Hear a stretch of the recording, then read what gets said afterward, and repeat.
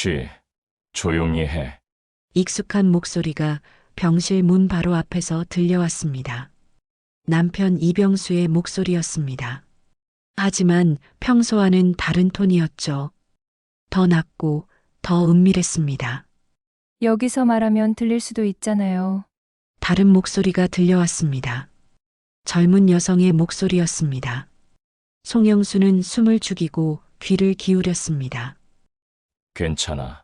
저 늙은이는 수면제 먹고 골아 떨어졌을 거야. 병수의 목소리에는 냉소적인 웃음이 섞여 있었습니다. 송영순의 온몸에 소름이 돋았습니다. 저 늙은이라니 50년을 함께 산 아내를 그렇게 부르다니요. 하지만 더 충격적인 말들이 이어졌습니다. 언제까지 이렇게 기다려야 하는 거예요? 여자의 목소리가 짜증스럽게 들렸습니다. 병원비만 해도 얼마나 나가는데. 조금만 더 참아. 의사 말로는 길어야 두어 달이라고 했어. 병수가 답했습니다. 사망 진단서만 나오면 바로 보험금이 들어올 거야. 3억은 될 거야. 보험금? 자신의 죽음을 기다리고 있다는 말인가요? 3억이요? 정말. 그럼 이제 우리 새 출발할 수 있는 거네요. 그래. 그 늙은이는 곧 끝이야. 우리는 새로운 삶을 시작하는 거지. 송영수는 이불을 꽉 움켜쥐었습니다. 가슴이 답답해서 숨쉬기가 어려워졌습니다. 그런데 혹시 의심하지는 않을까요? 갑자기 아내가 죽으면 여자가 걱정스러운 목소리로 말했습니다. 누가 뭘 의심해. 74세, 암말기 환자인데 자연사로 처리될 거야. 병수의 목소리가 더욱 차가워졌습니다. 게다가 내가 매일 병문안 온다고 소문나 있으니까 오히려 모범 남편으로 보일 거야. 보험금 받으면 제주도 펜션 사업하기로 했잖아요. 여자가 남편의 팔짱을 끼며 말했습니다. 그래. 바다 보이는 곳에 예쁜 펜션 하나 차리고 우리 둘이서만 살아가는 거야. 송영수는 그 순간 여자의 얼굴을 똑똑히 볼 수 있었습니다. 20대 후반으로 보이는 젊은 여자였습니다. 당신 정말 멋져요. 여자가 남편에게 몸을 바짝 붙이며 말했습니다. 그럼 이제 들어가 볼게. 병수의 목소리가 들렸습니다. 저는 먼저 갈게요. 내일 또 만나요. 여자가 대답했습니다. 아내의 숨이 꺼지기만을 기다리는 남편과 그의 내연녀. 주인공 송영수님께 어떤 사연이 있는 걸까요? 통쾌하고 처절한 복수극이 이어집니다. 매일 마음을 흔드는 이야기 하나씩 전해드립니다. 좋아요, 구독 알림 설정은 무료니까요. 사연 들으면서 흥미로우셨다면 살짝 응원 부탁드립니다. 그럼 오늘의 사연 시작합니다. 병원 복도에는 소독약 냄새가 진동합니다. 오후 2시 햇살이 창문 사이로 비스듬히 들어와 하얀 벽면을 따뜻하게 물들이고 있었습니다. 하지만 1인실 병실 안의 공기는 여전히 차갑기만 했습니다. 송영수는 링거줄이 연결된 팔을 들어 창밖을 가리키며 작은 한숨을 내쉬었습니다. 74세 나이에도 불구하고 그녀의 손가락은 여전히 가늘고 우아했습니다. 간호사로 일했던 30년 동안 수많은 환자들의 손을 잡아주었던 그 손이었죠. 참 아이러니하네요. 송영순이 혼잣말로 중얼거립니다. 그 많던 환자분들을 돌보던 내가 이제는 이렇게 누워있다니. 산소 튜브가 코에 꽂혀 있어 말소리가 조금 어눌하게 들렸지만 그녀의 목소리에는 여전히 단호함이 배어 있었습니다. 창밖으로는 가을 단풍이 물들어가는 나무들이 보였습니다. 계절은 변하고 있는데 병실 안의 시간만은 멈춰 있는 것 같았죠. 문득 복도에서 익숙한 발걸음 소리가 들려왔습니다. 무거우면서도 느린 그리고 어딘지 의무적으로 들리는 걸음걸이였습니다. 송영수는 고개를 돌려 문 쪽을 바라보았습니다. 여보. 이병수가 문을 열고 들어왔습니다. 78세의 남편은 회색 정장을 말끔하게 차려입고 있었지만 얼굴에는 피로감이 역력했습니다. 아니, 정확히 말하면 귀찮다는 표정이었죠. 오늘도 오셨네요. 송영순이 작게 웃어 보였습니다. 하지만 그 웃음에는 따뜻함보다는 쓸쓸함이 더 많이 묻어났습니다. 병수는 병실 한쪽 의자에 앉으며 시계를 힐끔 봤습니다. 의사 선생님 말씀이 어떠시던가요? 별다른 말씀은 없으셨어요. 그냥 안정을 취하라고 하시더군요. 송영수는 남편의 얼굴을 유심히 관찰했습니다. 결혼한 지 50년이 넘었지만 언제부턴가 남편의 표정을 읽기가 어려워졌습니다. 예전에는 그렇지 않았습니다. 젊은 시절 병수는 자상하고 다정한 남편이었죠. 송영순이 야간 근무를 할 때면 따뜻한 도시락을 싸주기도 하고 힘든 하루를 보낸 뒤 집에 돌아오면 발을 주물러 주기도 했습니다. 하지만 언제부턴가 그런 스킨십은 사라졌습니다. 이미 10년도 더 된 일이었죠. 그럼 천천히 회복하시길 바랍니다. 병수가 형식적으로 말했습니다. 마치 남편이 아니라 먼 친척이나 지인에게 건네는 인사말 같았습니다. 송영수는 더 이상 말을 이어가지 않았습니다. 대화가 끊어질 때마다 찾아오는 침묵이 점점 길어지고 있었으니까요. 병수 역시 핸드폰을 꺼내 시간을 확인한 뒤 자리에서 일어났습니다. 그럼 저는 일이 있어서 먼저 가봐야겠습니다. 네, 가세요. 송영순이 고개를 끄덕였습니다. 조심히 가세요. 문이 닫히고 나서 병실은 다시 고요해졌습니다. 링거가 떨어지는 소리만이 규칙적으로 들려왔죠. 송영수는 천장을 바라보며 깊은 생각에 잠겼습니다. 며느리는 일주일에 한 번 정도 의례적으로 문안을 왔습니다. 하지만 그마저도 30분을 넘기지 않았죠. 손주들은 더욱 바쁘다는 핑계로 얼굴을 보기 어려웠습니다. 가족이라는 이름으로 묶여 있지만 실상은 각자의 삶을 살아가고 있는 남남과 다름없었습니다.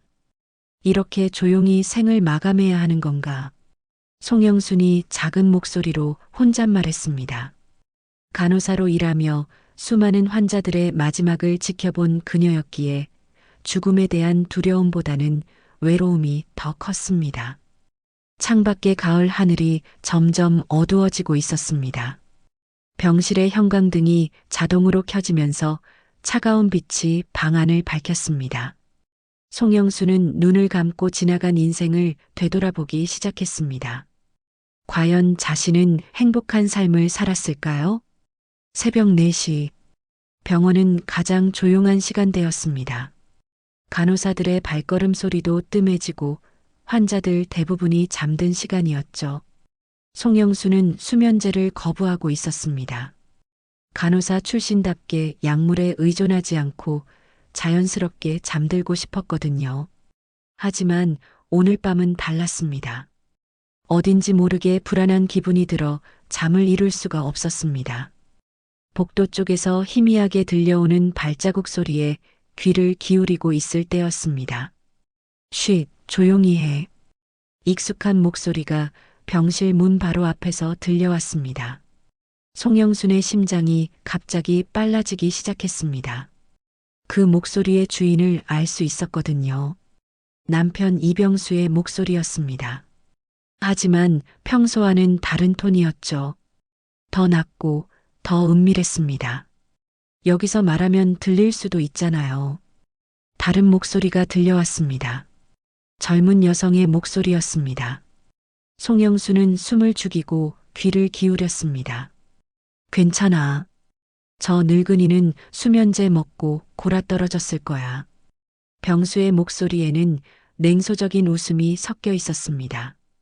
송영순의 온몸에 소름이 돋았습니다. 저 늙은이라니. 50년을 함께 산 아내를 그렇게 부르다니요. 하지만 더 충격적인 말들이 이어졌습니다. 언제까지 이렇게 기다려야 하는 거예요? 여자의 목소리가 짜증스럽게 들렸습니다. 병원비만 해도 얼마나 나가는데. 조금만 더 참아. 의사 말로는 길어야 두어 달이라고 했어. 병수가 답했습니다. 사망진단서만 나오면 바로 보험금이 들어올 거야. 3억은 될 거야. 송영순의 손이 이불 위에서 부르르 떨리기 시작했습니다. 보험금?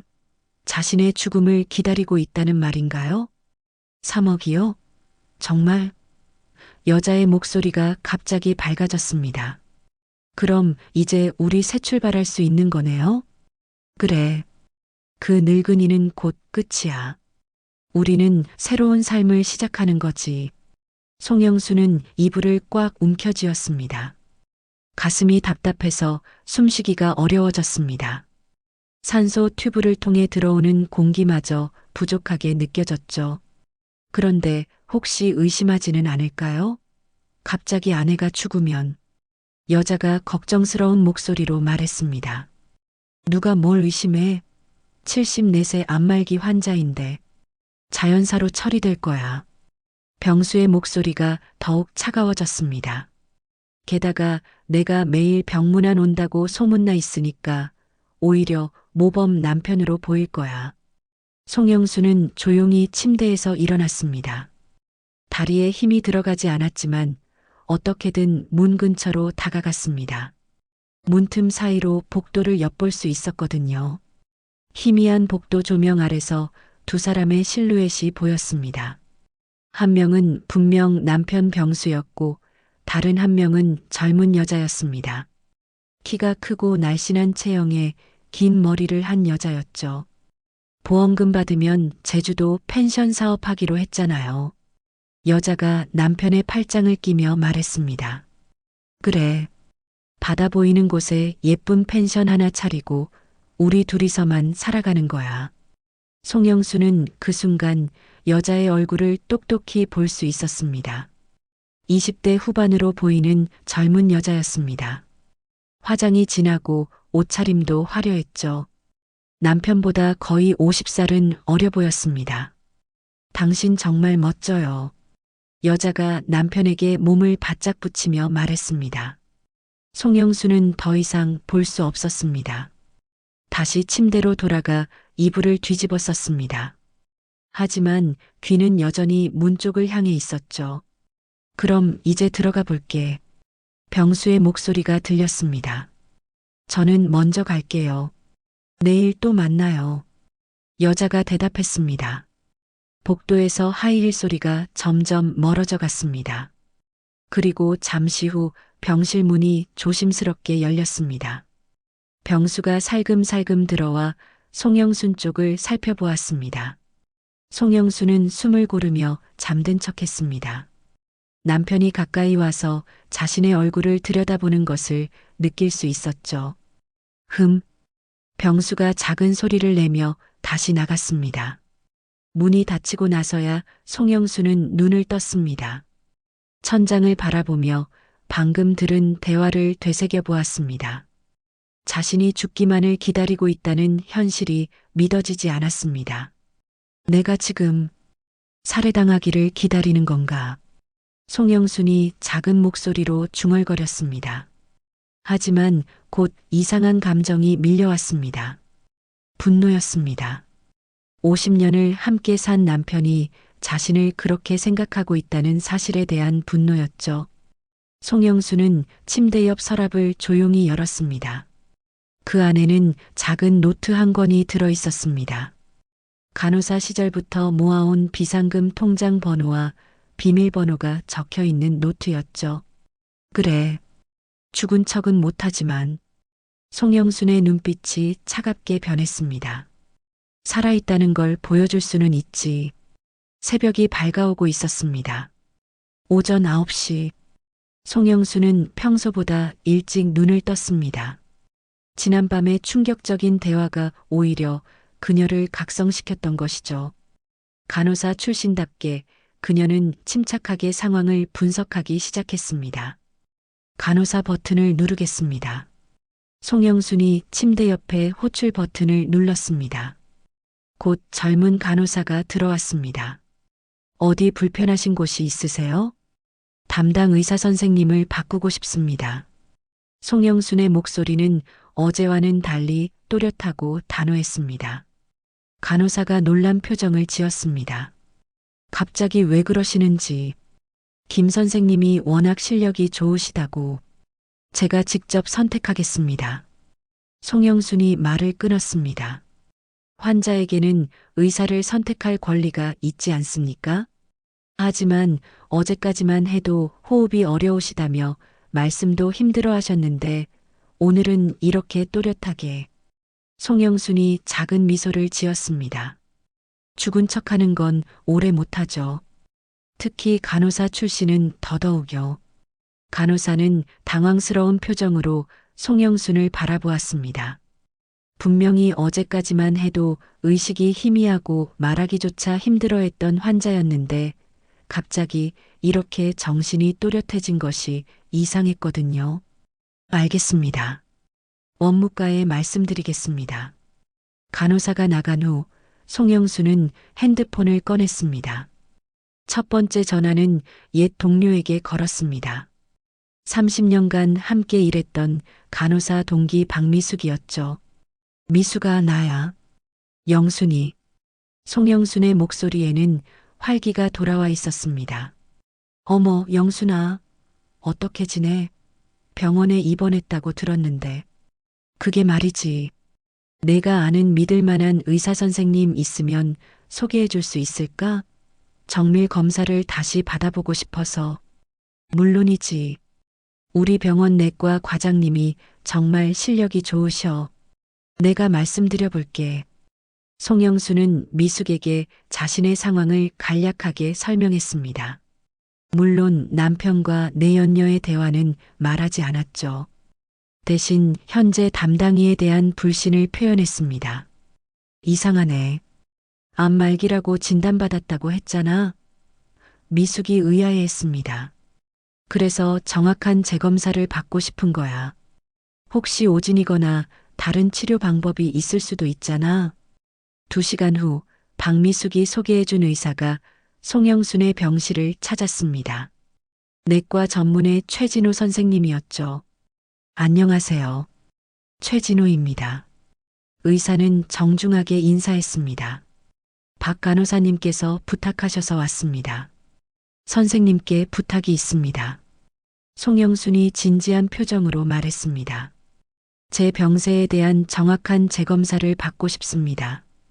그리고 이 일은 비밀로 해주셨으면 합니다. 최 의사는 송영순의 기존 차트를 자세히 살펴보았습니다. 기존 검사 결과와 현재 환자분의 상태가 조금 맞지 않는 것 같네요. 어떤 의미인지요? 차트상으로는 말기 암 환자로 되어 있는데 지금 보시는 모습은 그 정도로 심각해 보이지 않습니다. 혈색도 좋고 의식도 또렷하시고요. 송영순의 가슴이 두근거리기 시작했습니다. 혹시 자신이 예상했던 대로일까요? 정밀 검사를 다시 한번 해보시죠. CT 촬영과 혈액 검사, 조직 검사까지 다시 해보겠습니다. 검사는 이틀에 걸쳐 진행되었습니다. 송영수는 남편에게는 단순한 정례 검사라고 말했습니다. 병수는 별다른 관심도 보이지 않았죠. 사흘째 되는 날 최 의사가 검사 결과를 들고 왔습니다. 결과가 나왔습니다. 최 의사의 표정이 밝아 보였습니다. 좋은 소식이에요. 송영순의 심장이 빠르게 뛰기 시작했습니다. 암세포가 거의 발견되지 않습니다. 기존 진단과는 완전히 다른 결과네요. 최 의사가 설명했습니다. 초기 단계의 양성 종양으로 보이고 수술이나 항암 치료로 완치가 충분히 가능합니다. 송영수는 잠시 말을 잃었습니다. 자신이 죽어가고 있다고 생각했는데 실제로는 치료가 가능하다는 것이었죠. 그럼 제가 살 수 있다는 말씀이신가요? 물론입니다. 적절한 치료를 받으시면 완전히 회복하실 수 있어요. 송영수는 눈물이 날 것 같았지만 대신 다른 생각이 떠올랐습니다. 남편과 그 여자의 계획을 말이죠. 선생님, 이 결과를 당분간 비밀로 해주실 수 있나요? 네. 왜 그러시는지. 개인적인 사정이 있습니다. 일주일 정도만 비밀로 해주세요. 최 의사는 고개를 끄덕였습니다. 환자분의 프라이버시니까 당연히 지켜드리겠습니다. 그날 저녁 송영수는 또 다른 전화를 걸었습니다. 보험회사였죠. 안녕하세요. 생명보험 수익자 변경에 대해 문의드리고 싶어서요. 네, 고객님. 본인 확인 절차를 거친 후 변경 가능합니다. 본인이 직접 방문해야 하나요? 병원에 입원 중이시라면 담당자가 직접 방문해서 처리해 드릴 수 있습니다. 송영수는 만족스러운 미소를 지었습니다. 그럼 담당자 방문을 신청하고 싶습니다. 수익자를 바꿀 사람이 있거든요. 전화를 끊고 나서 송영수는 창밖을 바라보았습니다. 가을 단풍이 더욱 붉게 물들어가고 있었습니다. 하지만 이제는 그 풍경이 아름답게 느껴졌습니다. 자신이 살아있다는 것, 그리고 앞으로도 계속 살아갈 수 있다는 희망 때문이었죠. 이제 게임을 시작해볼까? 송영순이 작은 목소리로 혼잣말했습니다. 그녀의 눈빛에는 새로운 의지가 타오르고 있었습니다. 송영수는 간병인이 점심 식사를 준비하러 나간 사이 침대 옆 서랍에서 작은 물건을 꺼냈습니다. 펜 모양의 소형 녹음기였죠. 간호사 시절 의료진 교육용으로 사용하던 것이었는데 퇴직할 때 가져온 것이었습니다. 이제 증거를 모아야겠어. 송영순이 작은 목소리로 중얼거리며 녹음기를 침대 옆 스탠드 램프 뒤편에 조심스럽게 숨겼습니다.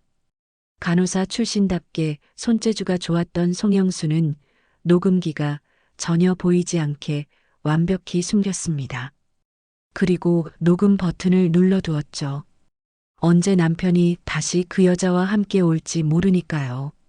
오후 2시경 복도에서 익숙한 발걸음 소리가 들려왔습니다. 하지만 오늘은 혼자가 아니었습니다. 하이힐 소리가 함께 들려왔거든요. 송영수는 재빨리 잠든 척했습니다. 눈을 감고 규칙적인 숨소리를 내며 깊이 잠든 것처럼 연기했죠. 간호사 시절 수많은 환자들을 지켜본 경험이 있었기 때문에 어떻게 해야 자연스럽게 보일지 잘 알고 있었습니다. 들어와도 될까? 병수의 목소리였습니다. 괜찮을 것 같아요. 깊이 잠든 것 같은데. 젊은 여자의 목소리가 답했습니다. 문이 조용히 열리고 두 사람이 들어왔습니다. 송영수는 숨소리를 더욱 깊고 규칙적으로 만들었습니다. 봐, 완전히 죽은 것 같지? 병수가 냉소적으로 웃으며 말했습니다. 정말 그러네요. 얼굴도 창백하고. 여자가 송영순을 내려다보며 말했습니다.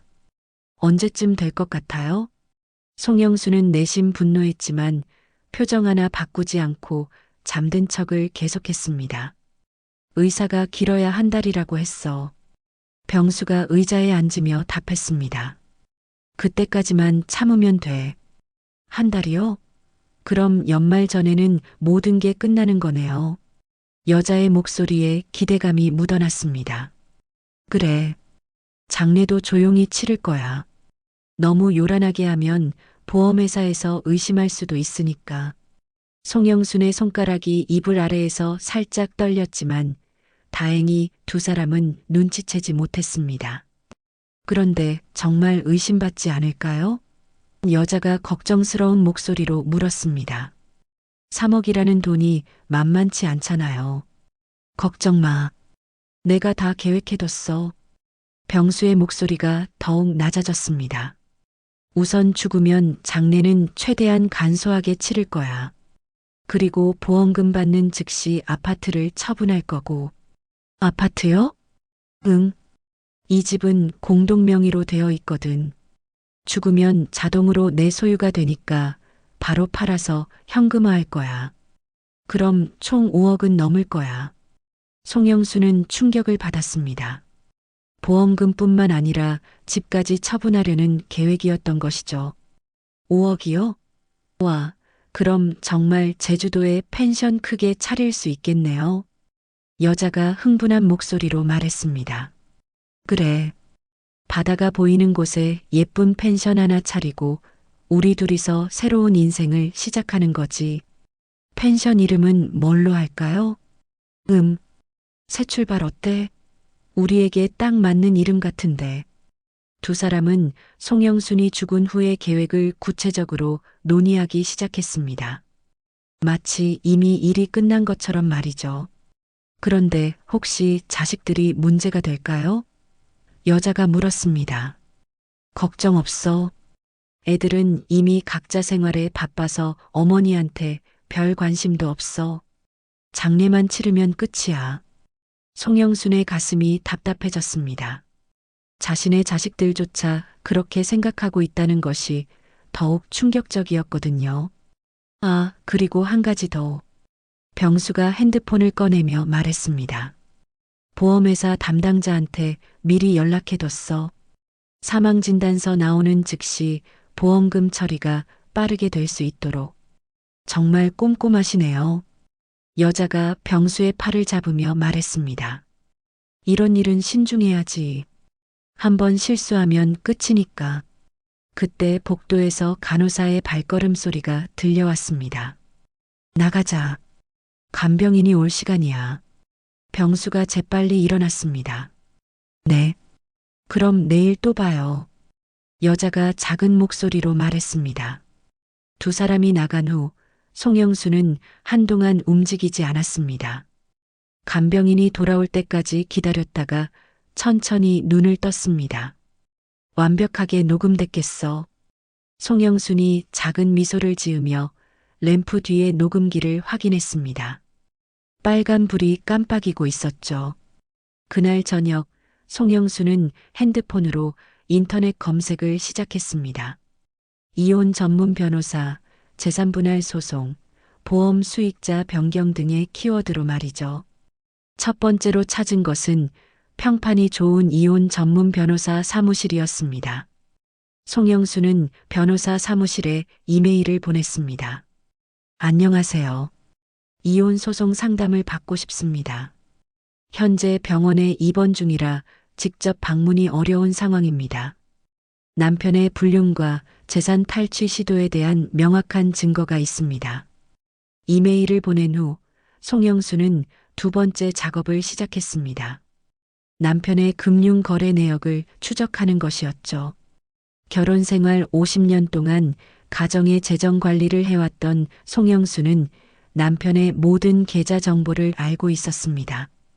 인터넷 뱅킹으로 접속해 보니 최근 몇 달 사이에 이상한 거래 내역들이 보였습니다. 매월 일정 금액이 모르는 계좌로 이체되고 있었거든요. 이게 그 여자한테 주는 용돈이겠지. 송영순이 화면을 보며 중얼거렸습니다. 송영수는 모든 거래 내역을 캡처해서 저장했습니다. 그리고 남편이 최근에 개설한 새로운 계좌도 발견했습니다. 아마도 보험금을 받을 준비를 위해 미리 만들어둔 것 같았죠. 참 치밀하네. 송영순이 씁쓸하게 웃었습니다. 하지만 나도 만만치 않아. 밤이 깊어갈수록 송영순의 계획은 더욱 구체화되어 갔습니다. 내일은 보험회사 담당자와 변호사를 만날 예정이었거든요. 오전 10시. 병수는 평소보다 일찍 병원에 도착했습니다. 오늘은 특별한 날이었거든요. 어제 담당 의사로부터 연락을 받았습니다. 송영순의 상태가 급격히 악화되어 시간이 얼마 남지 않았다는 내용이었죠. 하지만 실제로는 송영순이 최진호 의사에게 부탁한 연기였습니다. 남편을 병원으로 유인하기 위한 계획이었거든요. 병수는 간호사 스테이션으로 직행했습니다. 평소보다 단정하게 차려입은 모습이었는데 마치 무슨 중요한 일이라도 있는 것처럼 보였죠. 간호사님, 제 아내 송영순 환자 담당 의사 선생님 계신가요? 병수가 정중하게 물었습니다. 김 선생님 말씀이시죠? 지금 회진 중이신데 잠시만 기다려주세요. 병수는 의자에 앉아 시계를 자주 확인했습니다. 손에는 서류 봉투 하나를 들고 있었는데 자세히 보면 사망진단서 발급 신청서라는 글자가 보였습니다. 10분 후 김 의사가 나타났습니다. 어서 오세요. 환자 보호자분이시죠? 네, 그렇습니다. 병수가 일어서며 인사했습니다. 어제 전화를 주셨는데 제 아내 상태가. 김 의사는 잠시 당황스러운 표정을 지었습니다. 어제 전화를 한 것은 자신이 아니었거든요. 하지만 최진호 의사로부터 이런 상황이 있을 수 있다는 얘기를 들어서 알고 있었습니다. 아, 네, 그건 말씀이죠. 김 의사가 애매하게 답했습니다. 그래서 미리 준비해온 서류가 있는데요. 병수가 봉투를 꺼내며 말했습니다. 사망진단서 발급이 가능한지 확인하고 싶어서요. 김 의사는 깜짝 놀랐습니다. 환자가 아직 살아있는데 벌써 사망진단서 발급을 문의한다니요. 죄송합니다만 사망진단서는 환자가 사망한 후에 발급되는 것입니다. 아, 물론 그렇겠죠. 병수가 당황한 듯 말했습니다. 제 말은 미리 서류를 준비해두면 그때가 되었을 때 빠르게 처리가 가능한지 궁금해서요. 김 의사는 병수의 의도를 눈치챘습니다. 이상한 느낌이 들었지만 직접 뭐라고 할 수는 없었죠. 일단 환자분 상태를 먼저 확인해 보시는 게 어떨까요? 그럼 병실로 가보겠습니다. 병수가 송영순의 병실 문을 열었을 때 침대는 비어 있었습니다. 이불은 깔끔하게 정리되어 있었고 개인 물품들도 모두 사라진 상태였죠. 이게 뭐지? 병수가 당황하며 주위를 둘러보았습니다. 그때 복도에서 간호사가 지나가는 것을 보고 급하게 불렀습니다. 간호사님, 이 병실에 있던 환자는 어디 갔습니까? 아, 송영순 환자분 말씀이세요? 오늘 아침 일찍 퇴원하셨는데요. 병수는 귀를 의심했습니다. 퇴원요? 어제까지만 해도 위독하다고. 네, 위독하시긴요. 어제 재검사 결과 많이 호전되셔서 퇴원하셨어요. 병수의 얼굴이 창백해지기 시작했습니다. 뭔가 잘못되어 가고 있다는 것을 직감했거든요. 그럼 담당 의사 선생님은 뭐라고 하셨습니까? 회복이 예상보다 빨라서 자택에서 요양하시는 게 좋겠다고 하셨어요. 병수는 다리에 힘이 빠지는 것을 느꼈습니다. 손에 들고 있던 사망진단서 신청 서류가 바닥에 떨어졌죠. 바로 그 순간 병수의 핸드폰에서 메시지 알림음이 울렸습니다. 발신자 송영순. 병수는 떨리는 손으로 메시지를 확인했습니다. 당신이 사망진단서 발급을 문의하러 병원에 왔다는 소식 잘 들었습니다. 하지만 죽을 사람은 저가 아닐지도 모르겠네요. 며칠 전 당신과 그 젊은 여자의 대화를 모두 녹음했습니다. 보험회사와 변호사에게 이미 제출했습니다. 병수의 얼굴에서 핏기가 완전히 사라졌습니다. 핸드폰을 쥔 손이 부르르 떨리기 시작했죠. 두 번째 메시지가 도착했습니다. 참고로 보험금 수익자는 어제 변경했습니다. 이제 제가 죽어도 당신은 한 푼도 받을 수 없어요. 그리고 이혼 소송도 내일 접수할 예정입니다. 병수는 주저앉을 뻔했습니다. 복도에 있던 의자에 겨우 앉으며 고개를 떨궈 놓았죠. 세 번째 메시지가 왔습니다. 집에는 돌아가지 마세요. 이미 비밀번호 바꿨습니다. 당신 짐은 현관 앞에 놓아뒀으니 가져가시기 바랍니다. 병수는 완전히 패닉 상태에 빠졌습니다. 모든 계획이 물거품이 된 것이었죠. 간호사가 떨어진 서류를 주우며 물었습니다. 괜찮으세요? 얼굴이 너무 안 좋아 보이는데요. 병수는 대답할 수 없었습니다. 사망진단서 신청서를 받아들고는 절망적인 표정으로 병원을 나섰죠. 한편같은 시각, 송영수는 새로 이사한 작은 원룸에서 창밖을 내다보고 있었습니다. 병원에서 나와 첫 번째로 한 일은 임시 거처를 마련하는 것이었죠. 이제 시작이야.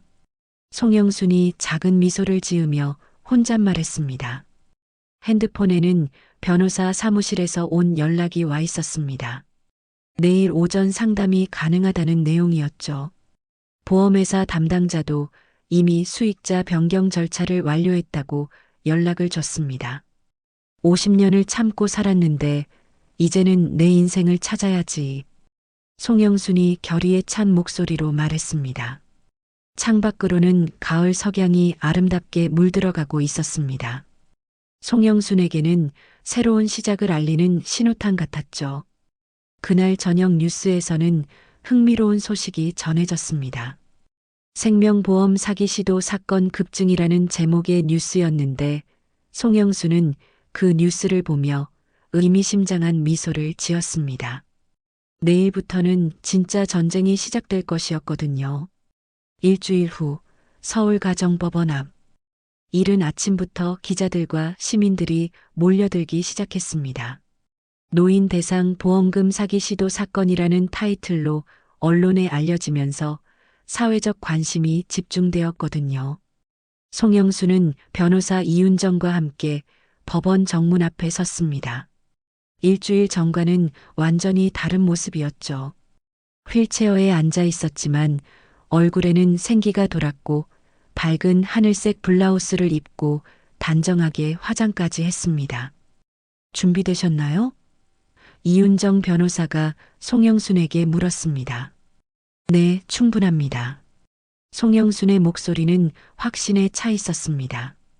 50년 동안 준비해온 일이니까요. 그때 법원 입구 쪽에서 소동이 일어났습니다.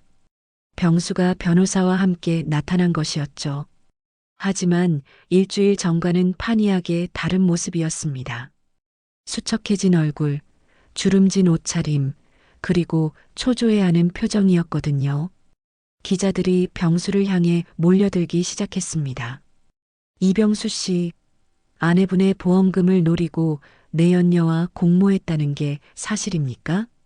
사망진단서를 미리 준비했다는 것도 맞나요? 아내분이 살아계신데도 불구하고 재산 분할을 계획했다는 녹음 파일에 대해서는 어떻게 생각하십니까?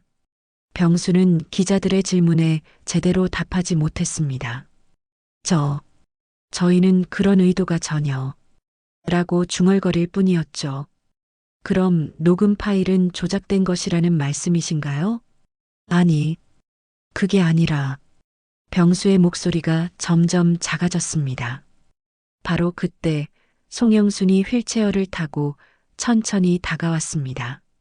기자들의 시선이 일제히 그녀에게 집중되었죠. 송영순 씨, 남편분의 계획을 어떻게 알게 되셨나요?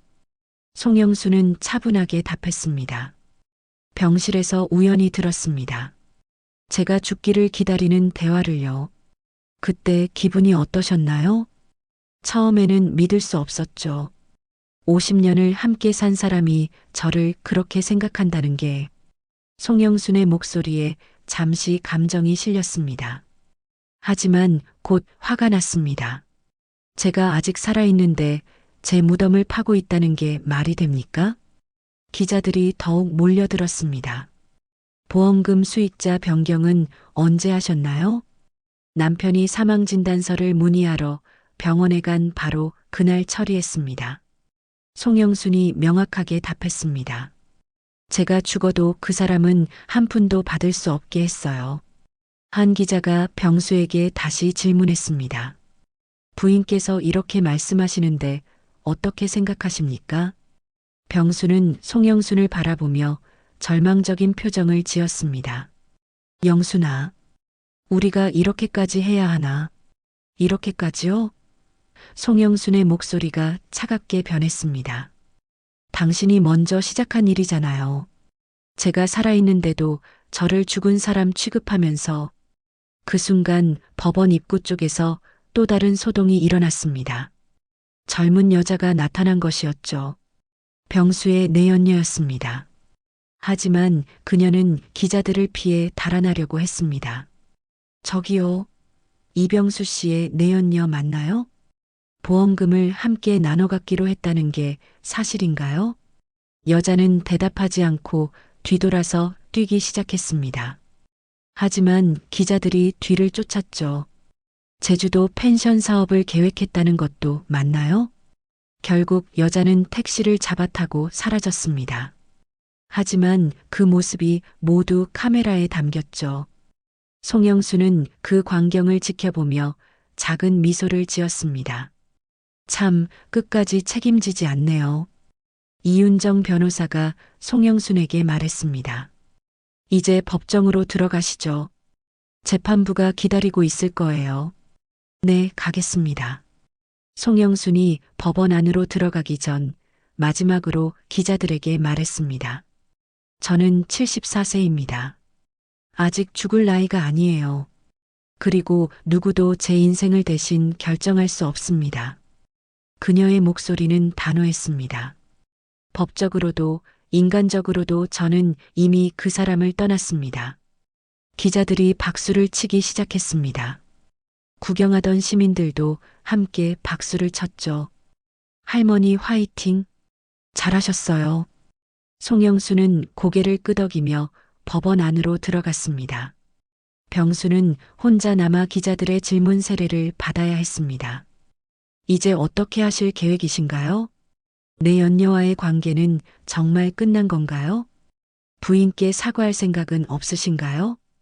병수는 아무 말도 하지 못하고 고개만 떨궜습니다. 평생 처음으로 이렇게 큰 굴욕을 당하는 것이었죠. 법원 안복도에서 송영수는 잠시 휠체어를 멈추고 창밖을 바라보았습니다. 가을 하늘이 맑게 개어 있었습니다. 이제 진짜 시작이야. 송영순이 작은 목소리로 혼잣말했습니다. 변호사가 물었습니다. 혹시 후회되시나요? 전혀요.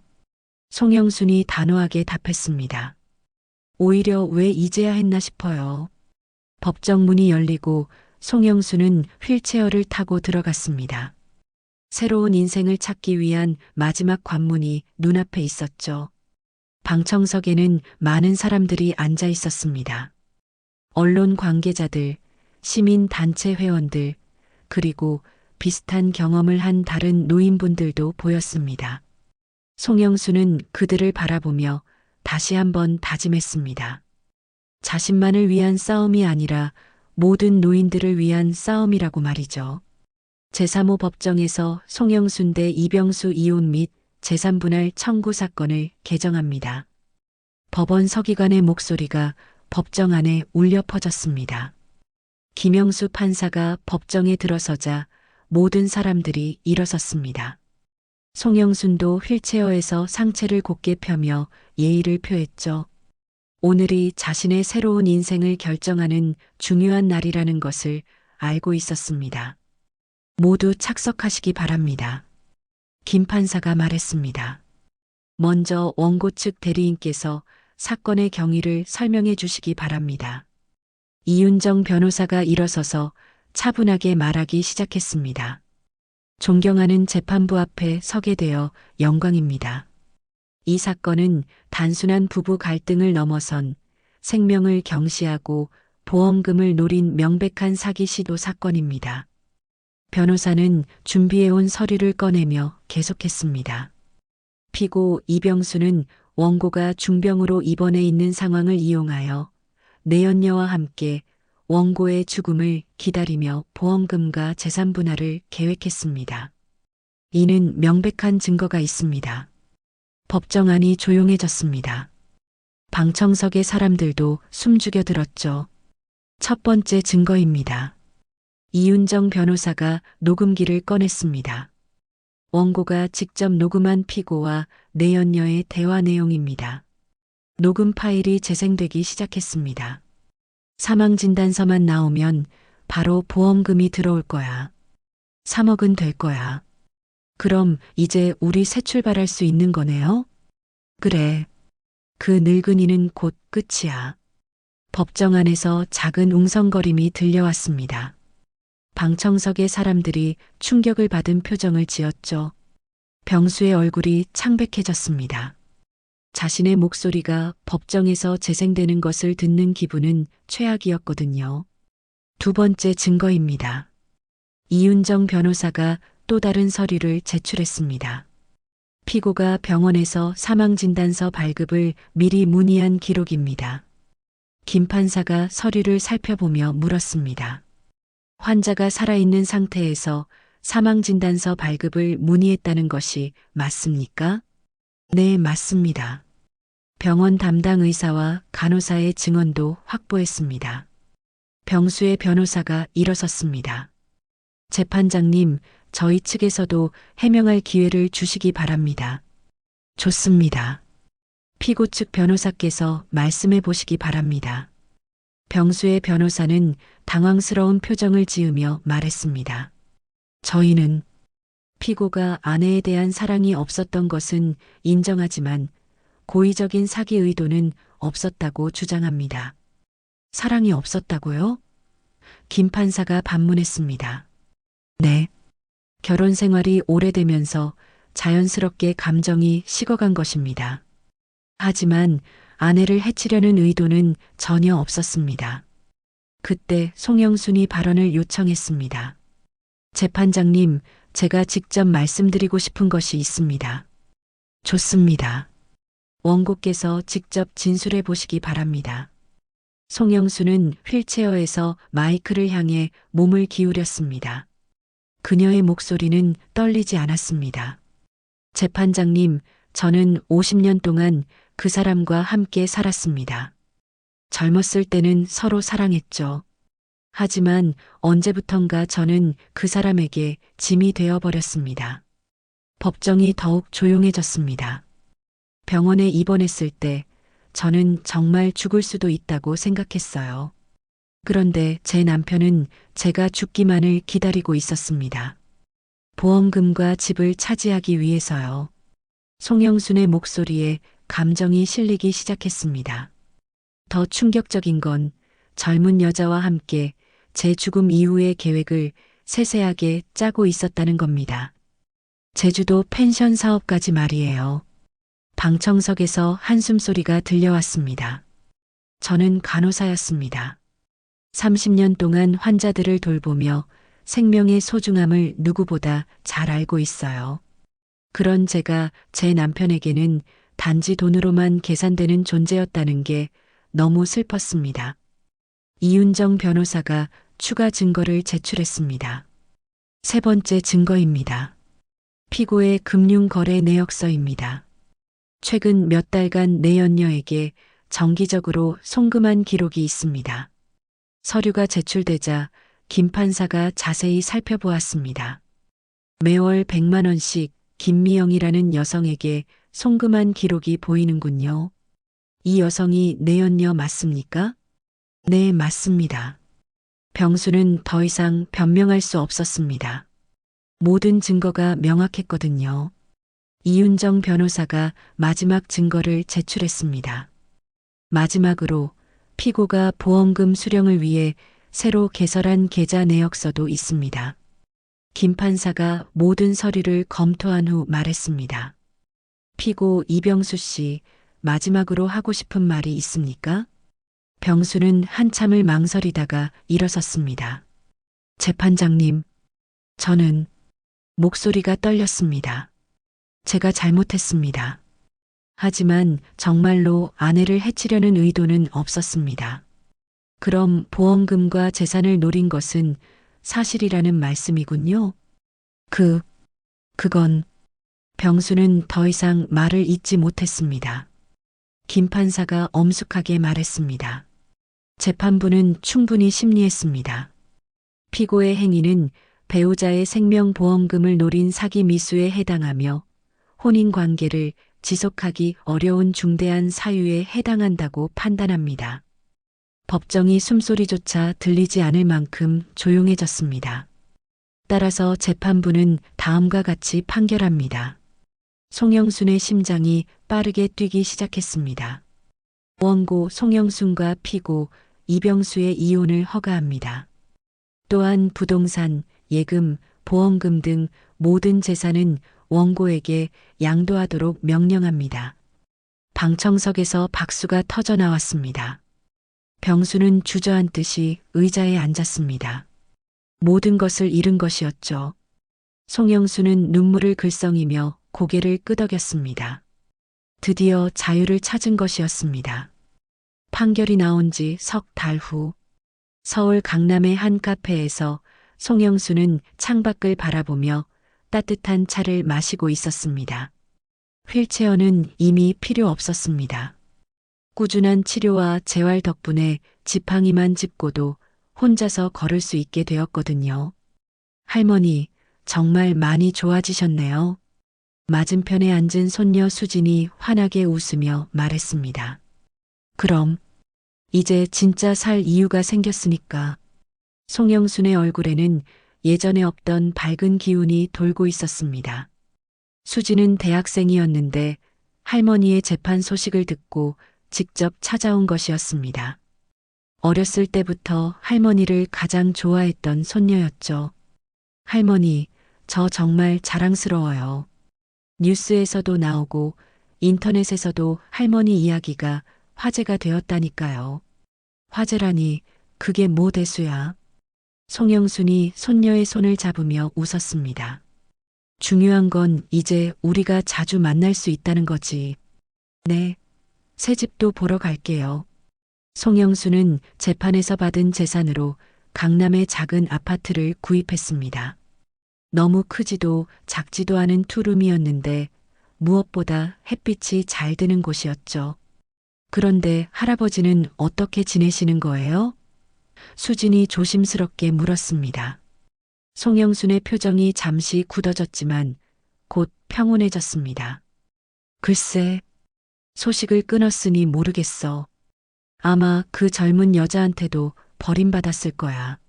실제로 병수는 재판 후 모든 것을 잃었습니다. 내연녀 김미영은 재판 직후 연락을 끊었고 병수는 지금 작은 고시원에서 혼자 살고 있었죠. 할머니는 후회 안 하세요? 후회? 송영순이 고개를 저었습니다. 전혀. 오히려 왜 진작 그렇게 하지 못했나 싶어. 두 사람은 카페를 나와 송영순의 새 집으로 향했습니다. 지하철을 타고 가는 길이었는데 송영순은 대중교통을 이용하는 것도 오랜만이어서 신기해했죠. 할머니, 지하철 타는 거 괜찮으세요? 물론이지. 이제 어디든 혼자 갈 수 있어. 지하철 안에서 송영수는 스마트폰을 꺼냈습니다. 최근에 배운 것이었는데 생각보다 빨리 익혔죠. 할머니, 핸드폰도 잘 쓰시네요. 아무래도 이제 혼자 살아야 하니까 배워야지. 송영순의 핸드폰에는 많은 메시지가 와 있었습니다. 간호사 시절 동료들, 이웃들, 그리고 뉴스를 본 전국의 어르신들로부터 온 응원 메시지들이었죠. 할머니, 정말 많은 분들이 응원해 주시네요. 그러게, 나 같은 처지의 어르신들이 만나보더라고. 실제로 송영순의 사건은 사회적으로 큰 반향을 일으켰습니다. 비슷한 처지의 노인분들이 용기를 얻어 자신들의 권리를 찾기 시작했거든요. 새 집에 도착하자 송영수는 수진에게 집안을 구석구석 보여줬습니다. 여기가 거실이고 저기가 내 방이야. 그리고 저 작은 방은 너희들이 놀러 올 때 쓰라고 만들어뒀어. 정말 예뻐요, 할머니. 거실 한쪽에는 작은 화분들이 놓여 있었습니다. 송영순이 직접 기르는 꽃들이었죠. 이 꽃들은 언제 키우기 시작하셨어요? 이사 온 다음부터야. 뭔가 생명력 있는 걸 가까이 두고 싶어서. 송영수는 꽃에 물을 주며 말했습니다. 사람은 말이야, 살아있어야 한다. 숨이 붙어 있는 한 사랑도, 복수도, 정의도 가능하니까. 수진이 고개를 끄덕였습니다. 할머니 말씀이 맞아요. 저도 할머니처럼 강하게 살고 싶어요. 넌 충분히 강한 아이야. 그때 현관에서 초인종 소리가 들렸습니다. 누가 올까? 송영순이 문을 열자 택배 기사가 서 있었습니다. 송영순님 맞으시죠? 택배 왔습니다. 송영수는 택배를 받으며 궁금해했습니다. 주문한 것이 없었거든요. 택배를 열어보니 전국의 어르신들이 보낸 편지들과 선물들이 들어 있었습니다. 할머니께 용기를 얻었다는 편지들이네요. 수진이 편지 하나를 읽으며 말했습니다. 송영순도 편지를 하나씩 읽어봤습니다. 비슷한 상황에 처한 어르신들, 송영순을 보고 힘을 얻은 분들, 그리고 응원의 메시지를 보낸 젊은 세대들의 편지까지 다양했죠. 정말 많은 분들이 관심을 가져주시네. 송영순이 감동받은 표정으로 말했습니다. 해가 지기 시작할 무렵 수지는 집으로 돌아가야 했습니다.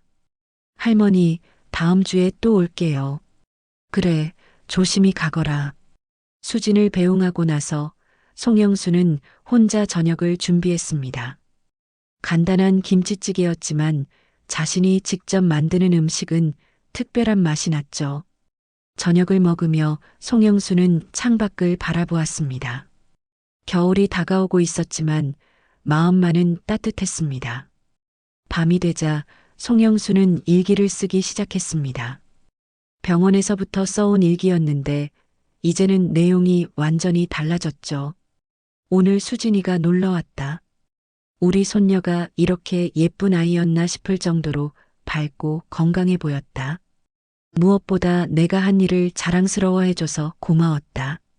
74세에 새로운 인생을 시작한다는 게 쉽지 않지만 매일이 새롭다. 아침에 눈 뜨는 것부터 기쁘다. 내일은 간호사 동기들과 만나기로 했다. 오랜만에 옛 이야기도 나누고 새로운 계획도 세워볼 생각이다. 일기를 다 쓰고 나서 송영수는 거울을 보았습니다. 몇 달 전과는 완전히 다른 모습이었죠. 얼굴에 생기가 돌고 눈빛도 밝아졌습니다.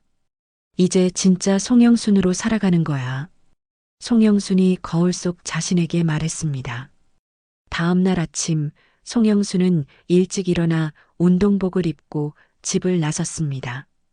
근처 공원에서 산책을 하기 위해서였죠. 공원을 천천히 걸으며 송영수는 자신의 발걸음에 집중했습니다. 느리지만 힘찬 걸음이었습니다. 몇 달 전만 해도 휠체어에 의존했던 것을 생각하면 기적 같은 일이었죠. 다른 운동하는 사람들과도 인사를 나눴습니다. 동네 아주머니들, 조깅하는 젊은 사람들, 그리고 같은 또래의 어르신들까지 모두들 송영순을 따뜻하게 맞아줬습니다. 공원 한 바퀴를 돌고 나서 송영순은 벤치에 앉아 하늘을 올려다봤습니다. 맑고 파란 겨울 하늘이었습니다. 참 아름다운 세상이야. 송영순이 작은 미소를 지으며 혼잣말했습니다. 그렇게 새로운 하루가 시작되었습니다. 74세 송영순의 진짜 인생이 말이죠. 오늘의 사연 어떠셨나요? 여러분이라면 어떻게 하셨을까요? 댓글로 알려주세요. 끝까지 함께 해주셔서 감사합니다.